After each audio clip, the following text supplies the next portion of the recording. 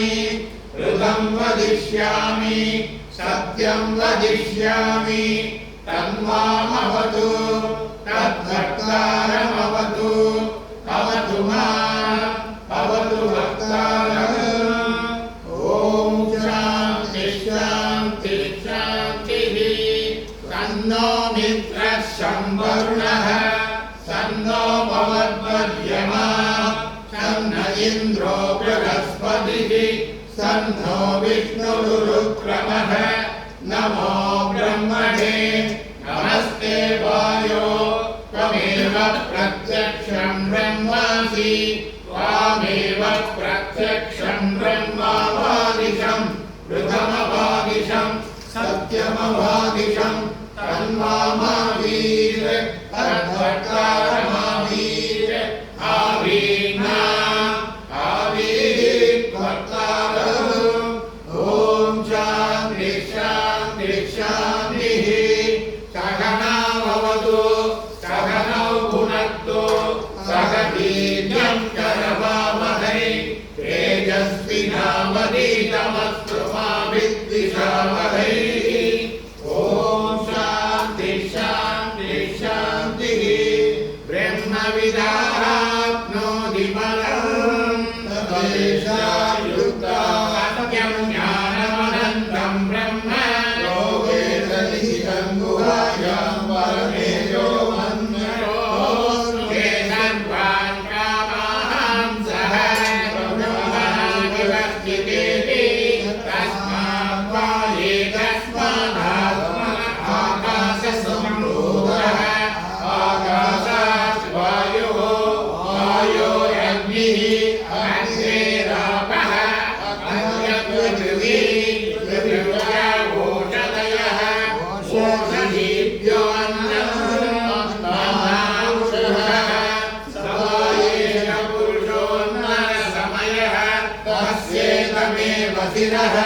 अयं दक्षिणपक्षः अयमुत्तरपक्षः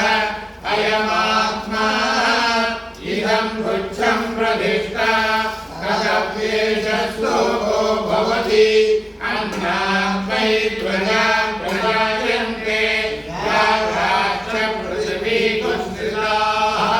अतो अन्नेनैव जीवन्ति अतैनतमियञ्जन्ततः अन्नभूतानां ज्येष्ठम् तस्मात् सर्वौषधमुच्यते सर्वं वैदेर्नमाप्नुवन्ति ये अन्नमोपासते अन्नभूतानां ज्येष्ठम् तस्मात् सर्वौषधमुच्यते अन्नात् भूतानि जायन्ते यातान्यन्नेन वर्तन्ते अत्यधेक्ष्यभूतानि तस्मादन्नं तदुच्यते इति तस्मात् वा एतस्मादन्नरसमयात् अन्योऽन्तरात्मा प्राणमयः तेनैष पूर्णः स वा एष पुरुषविद एव तस्य पुरुषविदताम् अन्वयं पुरुषविदः तस्य प्राण एव शिरः यानो दक्षिणपक्षः कपाल उत्तरपक्षः आकाश आत्मा पृथिवी वृक्षं प्रतिष्ठा तदप्येष श्लोको भवति प्राणं देव अनुप्राणन्ति मनुष्याः पशवश्चये प्राणो हि भूतानामायुः तस्मात् सर्वायुषमुच्यते सर्वमेव त आयुर्यन्ति ये प्राणं ब्रह्मोपासते प्राणो हि भूतानामायुः तस्मात् सर्वायुषमुच्यते इति तस्यैष एव शरीर आत्मा यः पूर्वस्य तस्मात् वा एतस्मात् प्राणमयात् अन्योऽन्तरात्मा मनोमयः तेनैष पूर्णः स वा एष पुरुषविद एव तस्य पुरुषविदताम् अन्वयं पुरुषविदः तस्य यजुरेव शिरः वृद्धः दक्षिणपक्षः सामोत्तरपक्षः आदेशः आत्मा अदर्वाङ्गिरसमुच्चं प्रहिता तदप्येष श्लोको भवति यतो वाचो निवर्तन्ते अप्राप्य मनसा सह आनन्दं ब्रह्मणो विद्वान् न विभेदि कदा शमेति तस्यैष एव सानीर आत्मा यः पूर्वस्य तस्मात् एकस्मात् मनोमयात् अन्योऽन्तर आत्मा विज्ञानमयः तेनैष पूर्णः स वा एष पुरुषविद एव तस्य पुरुषविदधा अन्वयं पुरुषविदः तस्य श्रद्धैव शिरः हृदं दक्षिणपक्षः सत्यमुत्तरपक्षः योग आत्मा महपुच्छं प्रतिष्ठा तदप्येष श्लोको भवति विज्ञानं यज्ञं तनुते कर्माणि तनुते विशः विज्ञानं देवा सर्वे ब्रह्मवेत्तमुपासते विज्ञानं ब्रह्म चेद्वेद तस्मात् चेन्न प्रमाद्यति शरीरे वा मनो हित्वा सर्वान् कामान् समस्कृत इति तस्यैष एव शरीर आत्मा यः पूर्वस्य तस्मात् एकस्मात् विज्ञानमयात् अन्योऽन्तरः आत्मानन्दमयः तेनैष पूर्णः स वा एष पुरुषविद एव तस्य पुरुषविदधाम् अन्वयं पुरुषविदः तस्य प्रियमेव शिरः मोदो दक्षिणपक्षः प्रमोद उत्तरपक्षः आनन्दः आत्मा ब्रह्मगुच्छं प्रतिष्ठा तदप्येष श्लोको भवति असन्नेव स भवति असद्ब्रह्मेति वेदसे अस्ति ब्रह्मेति चेद्वेद सन्तमेनं ततो विदुरिति तस्यैष एव शरीर आत्मा यः पूर्वस्य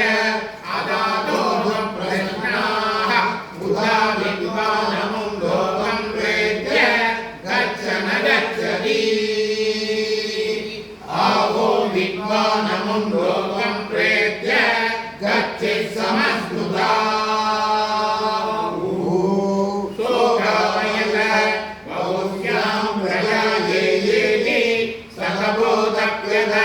सदमत्सत्त्वा इदं सर्वमसुदः यदिदं किञ्च तत्दृष्ट्वा तदेवानुप्राविशते तदनुप्रविश्य सत्यनित्याभवते निरुक्तं च विलयनं च विज्ञानं च सत्यं च सत्यमभवते यदिदं किञ्च तत्सत्यमित्या सक्षते तदप्येष श्लोको भवति असत्त्वा इदमग्र आसीत् ततो वै सदजायत तदात्मानस्तु स्वयमभूत् तस्मात् तत्सुकृतमुच्यत इति यद्वै तत्सुकृतं रसो वै सः रसगुह्ये वायं दत्त्वानन्दी भवति ओक्येवान्याद्य प्राण्यात् यदेष आकाश आनन्दो न स्यात् एतदेवानन्दयाति यदा देवैषयेकस्मिन् दृष्टेनान्ते निरुक्तेन स्वयं प्रतिष्ठां विन्दते अनसो वयं गतो भवति यदा देवैषयेकस्मिन् नूतनमन्दरं गुरुते अनतस्य वयं भवति तत्तेव वयं विदुषो मन्वानस्य तदप्येष श्लोको भवति भीषास्मादं भवते भीषो देविसूर्यः भीषास्मादग्निकेन्द्रस्य मृत्युर्धावति पञ्चमयिति सैषानन्दस्य मीमांसा भवति युवास्यात् युवाध्यायतः आशिष्टो दृढिष्टो वरिष्ठः तस्येयं पृथिवी सर्वा वित्तस्य पूर्णा स्यात् स एको मानुषमानन्दः ते ये सदं मनुष्यगन्धर्वाणामानन्दाः स एको देवगन्धर्वाणामानन्दः श्रोत्रियस्य सागामहतस्य ते ये सदं देवगन्धर्वाणामानन्दाः स एकः त्रिपुरान्तिरलोकानामानन्दः श्रोत्रियस्य सागामहतस्य ते ये सदं त्रिपुरान्तिरलोकानामानन्दाः स एक आचारामहतस्य ते ये सदं कर्मदेवानां देवानामानन्दाः स एको देवानामानन्दः श्रोत्रियस्य सागामहतस्य ते ये सदं देवानामानन्दाः स एक इन्द्रस्यानन्दः श्रोत्रियस्य सागामहतस्य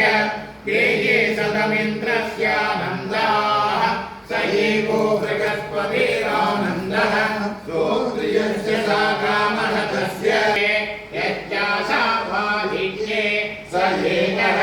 स एवमन्विते अस्मान् लोकान् प्रेत्य वेदमयमात्मानमुपसङ्क्रामति वेदमानन्दमयमात्मानमुपसङ्क्रामति तदप्येष श्लोको